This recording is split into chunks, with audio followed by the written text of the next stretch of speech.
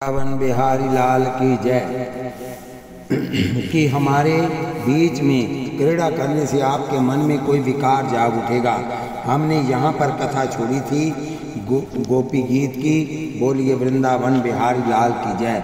आप तो महान वीर हैं, गोपियाँ कहती हैं, और पूर्ण निर्विकार हैं। प्रभु ने कहा, सखियों मेरे मन में कोई विकार नहीं, और विकार आएगा ऐसा डर भी नहीं, किंतु मुझे ऐसा लगता है कि तुम लोगों के मन में विकार है, और इसलिए मैं तुम्हें छोड़कर अंतर ध्यान हो गया। तब गोपियों ने कहा, ठीक है, शायद हमारे मन में विकार हो, किंतु इस विकार का नाश करने की शक्ति तो आपकी मंद मुस्कान में है। घर में यदि कोई व्यक्ति पागल हो जाए तो उसे छोड़कर घर से भाग जाना तो उचित नहीं है। पागल व्यक्ति को बांध कर रखें, उसे दंड दें, उसके पागलपन को शांत करने का प्रयत्न करें, यही उचित है। हम में शायद विकार हो, किंतु आप तो हमारे हैं, निज जन हैं। आप एक बार प्रेम से हमारी ओर देखें, मंद मंद मुस्कुराएं तथा हमारे विकार को दूर करें, किंतु आप हमें छोड़कर जाएं, ये आपको शोभा नहीं देता। श्री कृष्ण की दृष्टि में विकार वासनाओं का विनाश करने की शक्ति है। वह जिसकी ओर प्रेममयी दृष्टि डालते हैं, उसके भी मन में बसी विकार वासनाओं का विनाश हो जाता है। श्री कृष्ण जिनको देखकर मंद मंद मुस्कुराते हैं, उनका अभिमान भी गल जाता है। गोपी कहती है, हमारे हृदय में रहने वाले अभिमान का विनाश करने के लिए यदि अंतर्धान हुए हैं तो ये बिल्कुल उचित नहीं है। आप यदि एक बार हमें देखकर मंद मंद मुस्कुरा दें, तब भी इस काम का विनाश तो हो ही जाएगा। आप कृपा करें, दयित दृश्यताम, हमें आप दर्शन दें, हमारे सन्मुख प्रकट हो जाएं। कितने ही ज्ञानी महापुरुष ऐसा मानते हैं कि जो आंखें केवल चमड़ी को ही देखती हैं, उन आंखों को परमात्मा का दर्शन नहीं हो सकता।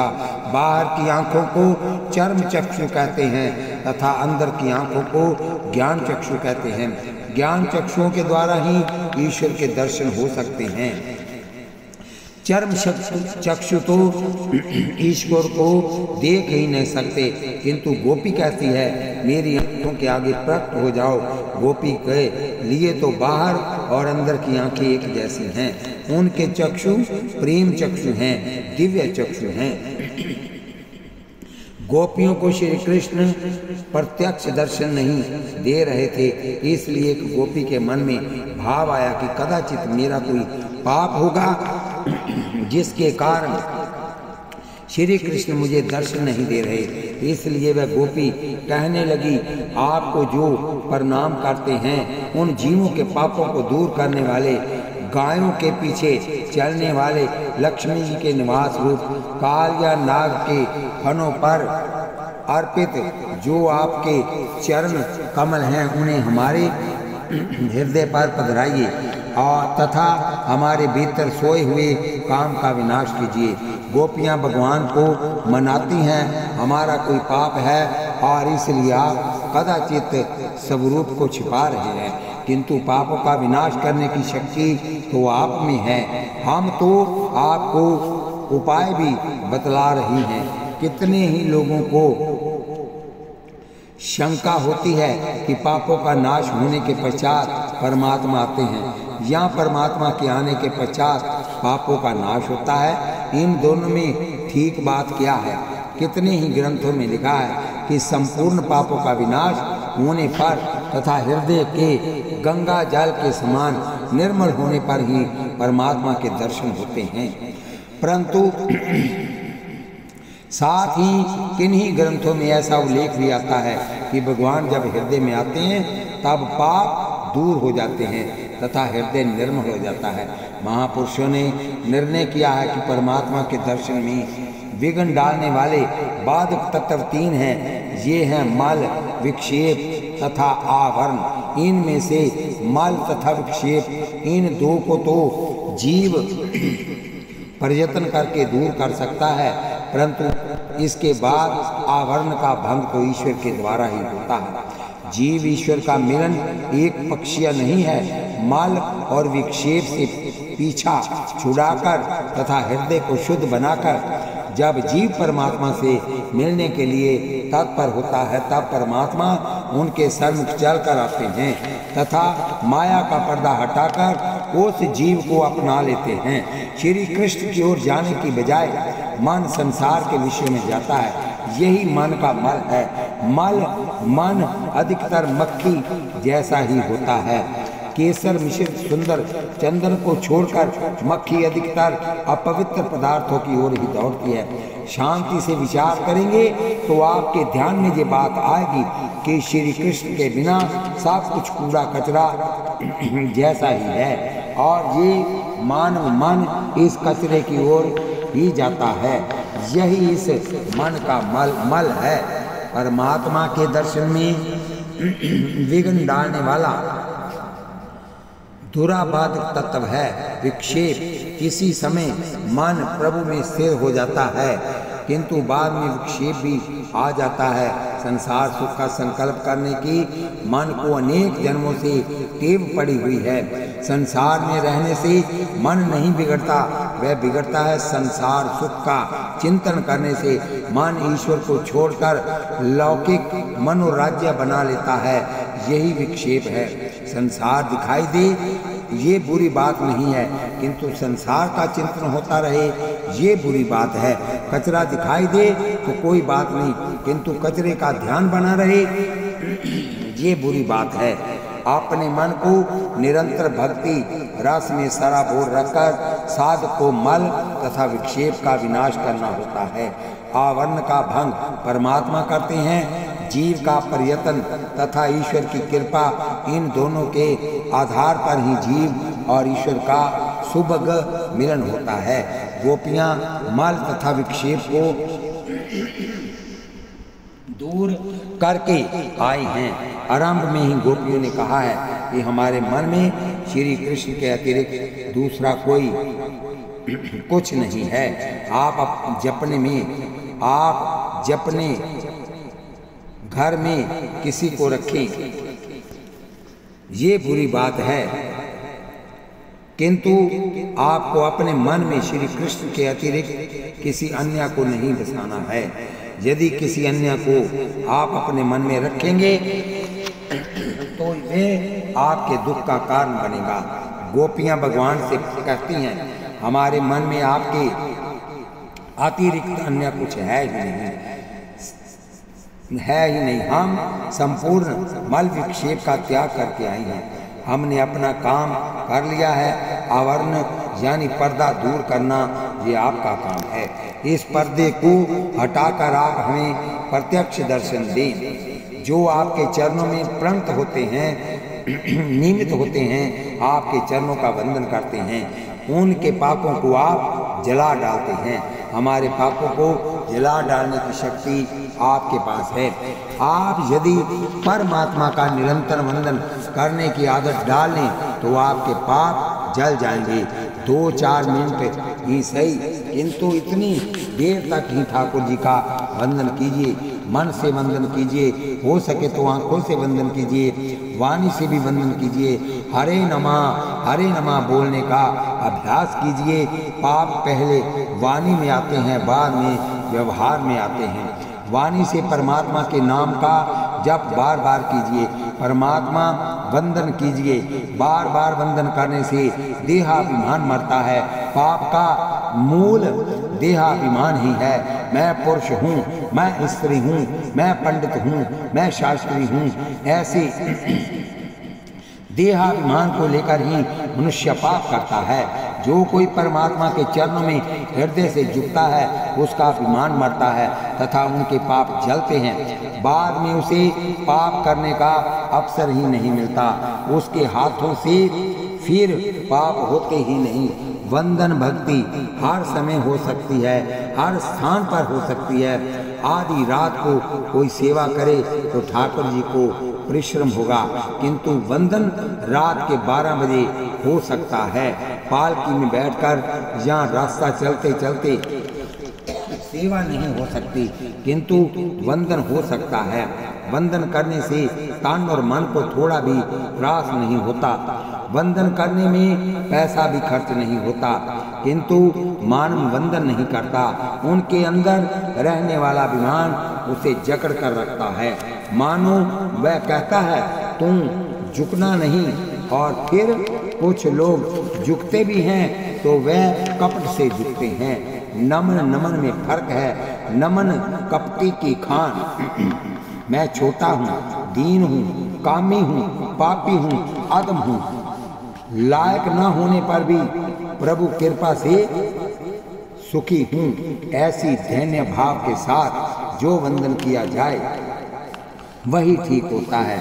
आपका पाप छूटे यदि ऐसा इच्छा हो तो किसी भी दिन ऐसा न मानिएगा कि मैं निर्दोष हूँ। मनुष्य में यदि बड़े से बड़ा कोई दोष है तो वह है अपने को दोषी न मानना। मानव अपने को निर्दोष समझता है। उसे ऐसा लगता है कि मुझसे ऐसी कोई खास भूल नहीं हुई ही नहीं और हुई ही नहीं। यदि कोई भूल हुई भी होगी तो वह साधारण है, उसे बड़ी भूल नहीं कहा जा सकता। मंदिर में 11 रुपए भेंट कर दूंगा तो फिर भगवान मुझे क्षमा कर देंगे। कितने ही लोग ऐसा समझते हैं कि व्यवहार में थोड़ी भूल भी होती है और पाप भी करना पड़ता है। उनकी ये कल्पना बिल्कुल गलत है। व्यवहार में पाप करना ही पड़े ऐसा नहीं है। निष्पाप भाव से भी व्यवहार किए जा सकते हैं। पापों को साधारण मत मानिए। साधारण चिंगारी भी किसी समय सब कुछ जलाकर खाक कर डालती है। पाप और अग्नि दोनों एक जैसे हैं। मेरे हाथ से बिल्कुल पाप न हो ऐसी इच्छा हो तो प्रभु का लगातार वंदन कीजिए। वंदन भक्ति की महिमा बहुत बड़ी है। श्री कृष्ण को केवल एक बार किए गए प्रणाम की तुलना दशाश्वमेध यज्ञ से भी नहीं की जा सकती। दशाश्वमेध यज्ञ करने वाले का पुनर्जन्म होता है, किंतु कृष्ण प्रणामी तो प्रभु के चरणों में रम जाता है। जो निरंतर वंदन करता है उसके पाप जल जाते हैं। श्री कृष्ण आए। हरे नमः हरे नमः। पाप का मतलब है क्या? चोरी, अभिविचार, हिंसा, ये सब तो महापाप हैं। सभी की धारणा ऐसी है कि ज्ञानी पुरुष तो वेद दृष्टि को भी पाप मानते हैं। वह अद्वैत भाव में स्थिर रहते हैं। ऐसे ज्ञानी लोग मानते हैं कि हमारे अंदर जो चेतन आत्मा है वह और सबों में भी है, इसलिए वह सबों को में अपने को तथा अपने भीतर सबको देखते हैं। यहाँ भेद है वहाँ ही भय है, वहीं राग द्वेष भी है। ज्ञानी महापुरुष जगत को अभिन्न भाव से देखते हैं। ज्ञान मार्ग में एक की ही सत्ता है। ईश्वर तत्व एक ही है और वह तत्व सभी में विराजमान है। जो भेद दिखाई देता है वह माया के कारण ही दिखाई देता है। आकाश में सूर्य नारायण एक ही है, किंतु जब आप छत पर घड़े में पानी भर कर रखेंगे तब आपको प्रत्येक घड़े में सूर्य नारायण अलग अलग दिखाई देंगे। घड़े में सूर्य नारायण दिखाई देते हैं, ये क्या सच है? घड़ों में लुटिया डालकर जल बाहर निकाल दीजिए तब तथा बाद में देखिए कि घड़े में जो सूर्य थे वह कहाँ गए। घड़े में सूर्य थे ऐसा बोलना भी ज़्यादा ठीक नहीं। घड़े में जो दिखाई दे रहा था वह तो प्रतिबिंब था। सूर्य तो एक ही है, किंतु जल की उपाधि के कारण ये अनेक रूपों में दिखाई देता है। उसी प्रकार अंतःकरण की उपाधि के कारण एक ही परमात्मा तत्व अनेक रूपों में दिखाई देता है। ज्ञान मार्ग में भेद दृष्टि ही पाप है। यहाँ भेदभाव आया वहीं संपूर्ण विकार जाग उठते हैं। मोह उत्पन्न हो जाता है, भय आकर खड़ा हो जाता है। जहाँ अभेद है वहीं अभय है। माँ और बेटी ये दो होने पर भी एक ही हैं। क्या किसी बेटी को माँ से डर लगता है? परंतु बहू को अपनी सासू जी से डर लगता है। कारण यही है कि सास और बहू एक घर में रहने पर भी अलग अलग हैं। जहाँ भेद है वहीं भय भी है, जहाँ अभेद है वहाँ आनंद है। ज्ञान मार्ग में भेदभाव को पाप माना गया है। भक्ति मार्ग में श्री कृष्ण को भूलना ही पाप है। परमात्मा का जिस क्षण से में भी विस्मरण होता है उसी क्षण में पाप भी होता है। श्रीधर स्वामी जी ने अपनी टीका में लिखा है कि जो परमात्मा से दूर ले जाए और जो लक्ष्य को बुला दे वही पाप है। जाना तो है परमात्मा के चरणों में, परंतु पाप ले जाता है जन्म मरण के चक्कर में। कर्म मार्ग में धर्म के त्याग को ही पाप माना गया है। जिसका जो धर्म प्रभु ने निश्चित किया है उसका त्याग कर जो परमात्मा की आज्ञा को भंग करता है, अपनी कर्तव्य का ठीक ठीक पालन नहीं करता तथा धर्म का पालन नहीं करता, वह कर्म मार्ग में पाप कमाता है। ज्ञान मार्ग में वेद दृष्टि पाप है, भक्ति मार्ग में श्री कृष्ण को भूलना पाप है तथा कर्म मार्ग में सब धर्म का लोप कर देना ही पाप है। बोलिए वृंदावन बिहारी लाल की जय। गोपियां भगवान को मनाती हैं, प्रभु हमारे पापों को दूर करने की समर्थ आपके चरणों में है, नाथ आप जल्दी पधारें। तब भगवान गोपियों से कहते हैं, हरि सखियो तुम मुझे बुला तो रही हैं वो, परंतु तुम मुझे समझाती क्या हो? जो बुलाए उसी के पास क्या मुझे जाना चाहिए? क्या मैं तुम सबके लिए सुलभ हूँ? गोपी कहती है, नाथ आपके चरण तो तृण चरा नुगम अर्थात गायों के लिए भी सुलभ हैं। गायों के पीछे पीछे आप नंगे चरणों से चलते हैं तथा तब श्री कृष्ण कहते हैं, क्या तुम मुझे गायों के पीछे दौड़ने वाला कोई ग्वाला समझती हो? गोपी कहती, ना ना ऐसा नहीं, हमने आपसे विवेक पूर्वक प्रेम किया है। आपके चरण तृण चरणानुगमन तृण चरानुगम तथा श्री निकेतनम है। लक्ष्मी जी इन चरणों को अपनी गोद में रखकर उनकी सेवा करती है। आपके इन चरणों में लक्ष्मी का निवास है। आपके चरण अत्यंत मंगलमय हैं। कृपा करके अपने ये चरण हमारे हृदय पर पधराएं।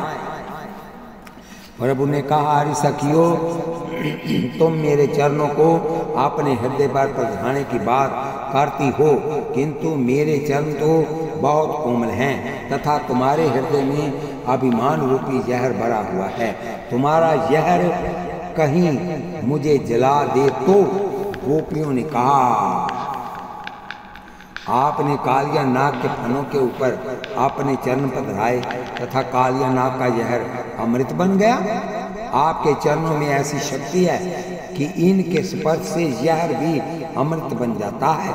अपने मंगलमय चरणों को हमारे हृदय पर स्थिर कीजिए, जिससे कि मेरे संपूर्ण पाप जल जाएंगे, काम का नाश होगा और मेरा हृदय विशुद्ध हो जाएगा। बोलिए वृंदावन बिहारी लाल की जय। एक बार काम भगवान शंकर के पास गया था। शिवजी ने तीसरी आंख खोलकर इनकी ओर देखा। काम अत्यंत भयभीत हो गया और वहां से भागा और तब से वह हमारी बुद्धि में आकर सो गया है। बोलिए बांके बिहारी लाल की जय। भगवान शंकर से डरा हुआ काम एक एक की बुद्धि में आकर सो गया है। काम मरा नहीं है, इसे मारने के लिए ऋषि महान तपस्या करते हैं, भगीरथ प्रयत्न करते रहते हैं, फिर भी ये काम मरता नहीं। ये हृदय के अंदर सोया ही रहता है। हृदय बोलिए वृंदावन बिहारी लाल की जय। काम मरा नहीं, वह तो सोया हुआ है। गोपी कहती है, इस काम को आप निकाल बाहर कीजिए, आप इसका विनाश कर दीजिए। बोलिए गोपी गीत की जय। थोड़ा विचार करेंगे तो ध्यान में जाएगा कि ये सब किसी किसी समय हमारे भीतर भी होता रहता है। आप ब्रह्म मुहूर्त में स्नान करके पवित्र वस्त्र धारण करके भगवान का ध्यान करने के लिए बैठते हैं, मन में श्री कृष्ण से मिलने की भावना रखते हैं आज मुझे अपने ठाकुर जी से मिलना है। मैं प्रभु की शरण में आया, मैं आऊँगा, मेरे भगवान मुझे हाथों से उठाकर मेरा आलिंगन करेंगे। मैं आज श्री कृष्ण से मिलकर एक हो जाऊँगा। मैंने इस संसार का अनुभव कर लिया है, अब मुझे किसी मनुष्य से मिलना ही नहीं, मुझे तो परमात्मा से ही मिलना है। आप ऐसा संकल्प रखकर प्रभु का ध्यान करने के लिए बैठते हैं, किंतु तभी अंदर विराजे हुए भगवान आपसे कहते हैं, तू किसी स्त्री से मिलने के लिए जा, पुरुष से मिलने के लिए जा, उनसे तुझे सुख मिलेगा। गोपी को तो सुख नहीं चाहिए, वह तो संपूर्ण सुखों का त्याग करके आई है। वह कहती है, मेरे हृदय में रहने वाले काम का विनाश कर दीजिए। श्रीधर स्वामी जी ने इस श्लोक पर विचार करते हुए लिखा है कि गोपियों के हृदय में काम है, ऐसा कहना भी ठीक नहीं है। गोपी कामनी नहीं है तो फिर कैसे कहती हैं? किसी मनुष्य से मिलने की इच्छा को काम कहते हैं तथा परमात्मा श्री कृष्ण से मिलने की इच्छा को प्रेम कहते हैं। गोपी तो पति पुत्र सभी को छोड़कर परमात्मा से मिलने आई है। गोपी कामनी नहीं है जिससे कि हृदय में, उसके हृदय में रहने वाला काम का विनाश श्री कृष्ण करें, किंतु गोपी जानती है कि श्री कृष्ण की हमसे मिलने की इच्छा है। श्री कृष्ण की वंशी सुनने के पश्चात गोपियों को निश्चय हो गया कि परमात्मा हमें बुला रहे हैं। ईश्वर की ऐसी इच्छा रहती है कि जीव मेरे पास आए, जीव मेरा अंश है, मेरा होने पर भी मुझे छोड़कर ये संसार में गया है। गोपियाँ जानती हैं कि हमसे मिलकर श्री कृष्ण सुखी होते हैं। गोपियों की सुख भोगने की इच्छा नहीं है, उनकी तो श्री कृष्ण को सुखी करने की इच्छा है। गोपी भाव सर्वोच्च भाव है। क्या गोपियों के हृदय में काम है? नहीं नहीं, गोपियाँ तो अपने ऊपर केवल आरोप लगाती हैं कि हमारे भीतर काम है, हमारे मन में वासना है। हमारे घर में कोई बड़े आदमी आए तो हम उनका भली प्रकार स्वागत करेंगे, सुंदर मिष्ठान तथा कई अन्य चीज़ें बनाएंगे। अतिथि तब शायद कहे, आपने मेरे लिए इतनी सारी चीज़ें किस लिए बनाई हैं? तब हम यही कहेंगे, ये चीज़ें हमने आपके लिए नहीं बनाई हैं, ये तो हमने अपने खाने के लिए बनाई हैं। यदि आप ऐसा कहें, आपके खाने के लिए हमने ये मोहन भोग बनाया है, तो अतिथि को ऐसा लगेगा कि इससे तो अच्छा था कि मैं बाजार में भोजन कर लेता। गोपियाँ जानती हैं कि हमसे मिलकर श्री कृष्ण को सुख होगा, किंतु श्री कृष्ण सा काम है, ऐसा वह नहीं कहती।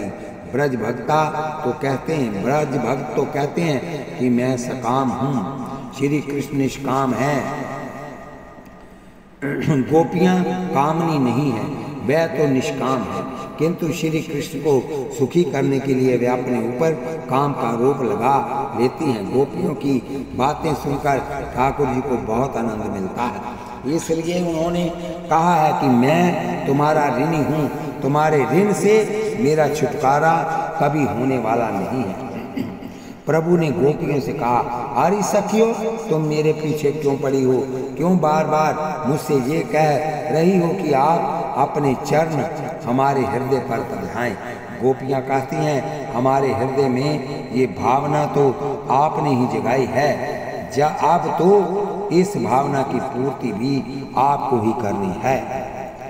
आपकी मधुर वाणी सुनकर हम पागल हो गए हैं। बोलिए वृंदावन बिहारी लाल की जय। गोपियाँ कहती हैं, हे वीर, हे कमल नयन, आपकी सुंदर वाक्यावली तथा विद्वानों के मन को रुचने वाली आपकी मधुर वाणी से मोहित हुई इन दासियों को आदरा अमृत से तृप्त कीजिए। यहाँ श्री कृष्ण को संबोधन दिया गया। पुष्करीक्षण, पुष्कर शब्द का अर्थ होता है कमल। भगवान की आंखें कमल जैसी शीतल हैं, आह्लाद देने वाली हैं, आनंद देने वाली हैं। ज्ञान का परिचय आंखों के द्वारा मिलता है। कितने ही लोग पुस्तकें पढ़कर ज्ञानी होते हैं, किंतु उनकी आंखें अधिक शुद्ध नहीं होती। जिनकी दृष्टि शुद्ध है उनका ही ज्ञान सच्चा है। नेत्र ज्ञान के प्रतीत हैं, तथा मन के प्रत्येक रूप दर्पण भी हैं। आंखों के द्वारा मानव की परीक्षा होती है। आंखों के द्वारा पता चलता है कि अमुक मनुष्य कैसा है, उनके मन में विकार किस प्रकार के हैं, मन उसका शुद्ध है या बिगड़ा हुआ है। इन सब बातों की जानकारी चतुर मनुष्य को आंखों के द्वारा ही मिलती है। आंखों को देखकर मनुष्य के मन के संकल्प विकल्पों का भी पता चलता है। आंखों में पीलापन दिखाई दे तो समझ लीजिए कि मनुष्य लोभी है। कालापन दिखाई दे तो समझिए कि मनुष्य कामी है। किंतु ये सब जानकारी अपने मन में ही रखिए, किसी से ऐसा न कहिए कि कथा में हमने जैसा सुना था वैसी ही आपकी आंखें दिखाई देती हैं। सज्जन कौन है तथा दुर्जन कौन है, इस बात के विवेक को मन में ही रखिए। ऐसा मत बोलिए कि अमुक व्यक्ति सज्जन है तथा अमुक व्यक्ति दुर्जन है। जगत से विवेक पूर्वक व्यवहार कीजिए। ऐसे ही किसी की आंख में लालिमा दिखाई दे तो मान लीजिए कि वह व्यक्ति क्रोधी है।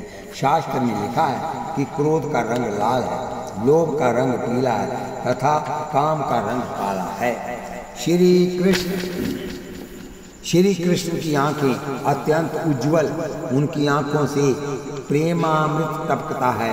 वह सबको प्रेम से देखते हैं। उनकी दृष्टि दिव्या है। जिनकी दृष्टि दिव्या है उसकी सृष्टि भी दिव्या है। आप सृष्टि को सुधारने के चक्कर में कभी ना पड़िए। आप अपने आप को सुधारेंगे तो सृष्टि सुधरी हुई दिखाई देगी। आजकल बहुत से लोगों की ये धारणा होती है कि मैं समाज को सुधारूं, मैं औरों का सुधार करूं। अरे भाई, तुम अपना घर ही सुधार लें। हम जैसे साधारण मनुष्य जो इंद्रियों के दास हैं, वासनाओं के गुलाम हैं, वह समाज का सुधार क्या करेंगे। श्री महाप्रभु जी प्रत्यक्ष प्रकट हो तो कदाचित समाज सुधर जाए। वैसे इस समाज में ये आशा रखना कि समाज सुधरेगा व्यर्थ ही है। अब समाज सुधरने वाला नहीं है। किसी को सुधारने की आपकी इच्छा ही हो तो अपने मन को सुधारिए, अपनी आंखों को सुधारिए। आप में बहुत शक्ति हो तो अपने भाई को सुधारिए, अपने पड़ोसी को सुधारिए, किंतु इससे आगे मत बढ़िए। कारण यह है कि अनेक बार समाज को सुधारने वाले लोग लक्ष्य से भटक जाते हैं। जो दूसरों को सुधारने के चक्कर में पड़ता है वह अपने लक्ष्य को भूल जाता है। समाज को सुधारने के काम में एक बड़ा दोष है और वह ये कि जो समाज का सुधार करने के लिए चल पड़ता है उसे अपनी भूलें दिखाई नहीं देती। उसे ऐसा लगता है कि अपना तो पूरा सुधार मैंने कर ही लिया है। अपनी दृष्टि का सुधार कीजिए। दृष्टि के द्वारा मनुष्य के मन की परीक्षा हो जाती है। जिसकी दृष्टि शुद्ध है उसकी ही क्रिया भी शुद्ध है। जिसकी क्रिया शुद्ध है उसका मन भी शुद्ध है। इच्छा शुद्धि के बिना क्रिया शुद्धि नहीं होती। शांति पूर्वक अपने भीतर दृष्टि डालकर अपने आप से पूछिए, मेरा मन कैसा है, मेरे मन में किस प्रकार की इच्छाएं उत्पन्न होती हैं। अरे हमारा मन बहुत खराब है, हमें भीड़ में बैठने को अच्छी जगह न मिले तथा कोई अपरिचित व्यक्ति हमारे बहुत निकट आकर बैठ जाए तो हमें गर्मी लगने लगती है तथा मन में ऐसा खटकने लगता है कि ये भला आदमी यहाँ कैसे घुस कर बैठ गया है। किंतु वही जब हमारा अपना आदमी आकर बैठता है तो मन शीतलता का अनुभव करने लगता है। तो हमारा मन ऐसा अटपटा है। जगत बिगड़ा हुआ नहीं है, आंखें बिगड़ी हुई हैं, मन बिगड़ा हुआ है।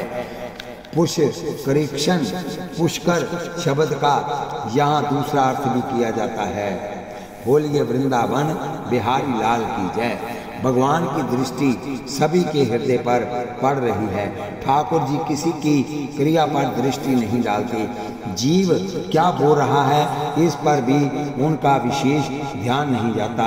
किस भाव से वह बोल रहा है, किस भाव से वह क्रिया कर रहा है, इस बात को वह विशेष रूप से देखते हैं। भगवान प्रत्येक जीव के हृदय के भावों को देखते हैं। परमात्मा के नेत्रों से अमृत झरता है।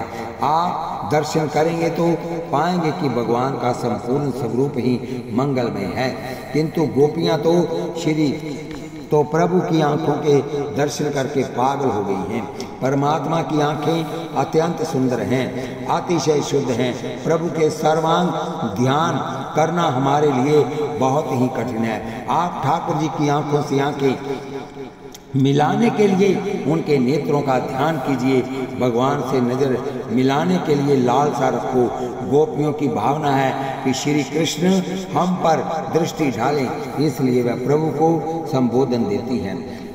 वह कहती हैं, नाथ आप अपनी अमृतमयी दृष्टि एक बार हम पर डालिए, आप हमें देखिए तथा अपनी मधुर वाणी हमें सुनाइए। मधुरया श्री कृष्ण जिस प्रकार बोलते हैं इस प्रकार बोलना किसी को आता ही नहीं।